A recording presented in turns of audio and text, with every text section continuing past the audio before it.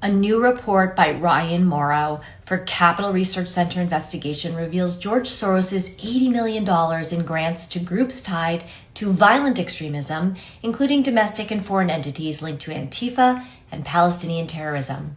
Since 2016, Soros' Open Society has poured over $80 million into groups tied to domestic and international terrorism or extremist violence. The investigation reveals, quote, a systemic pattern of empowering groups that glorify violence and destabilize societies. Over $23 million was directed to 7 U.S.-based organizations that, according to the report, quote, directly assist domestic terrorism and criminality through activities defined by the FBI as domestic terrorism. The funding network is international, with over $50 million provided to 41 groups that have endorsed terrorist attacks or maintain direct links to foreign terrorist organizations. Within the U.S., the report alleges Open Society supports violent extremism through organizations like the Movement for Black Lives, see my video from August 9th, which received $18 million, and according to the report, co-authored guides glorifying terrorist attacks while instructing activists in illegalities. The Sunrise Movement, the recipient of $2 million, quote, endorsed the Antifa-linked Stop Cop City campaign. Should I go on?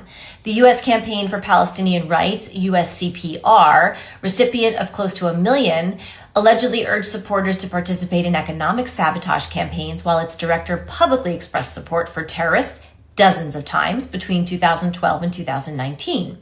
According to Tablet magazine, USCPR is, quote, the fiscal sponsor of a group called the Palestinian BDS National Committee, BNC, the West Bank and Gaza-based cohort advocating for sanctions against Israel. The BNC is comprised of multiple organizations, including Hamas and other U.S.-designated Palestinian terror groups. The report exposes how Open Society allocated an additional $59 million to foreign organizations that endorse terrorist attacks or maintain connections to designated terrorist organizations such as Halak, a West Bank-based organization that received over $2.3 million from Open Society between 2016 and 2023. In September 2025, the U.S. State Department sanctioned Halak for its role in, quote, illegitimate targeting of Israel through international courts, finding that Soros has funded an entity now formally sanctioned by Washington. Finally, Open Society provided almost $1 million to Hamla, a key player in social media content moderation, maintaining troubling direct ties to the PFLP.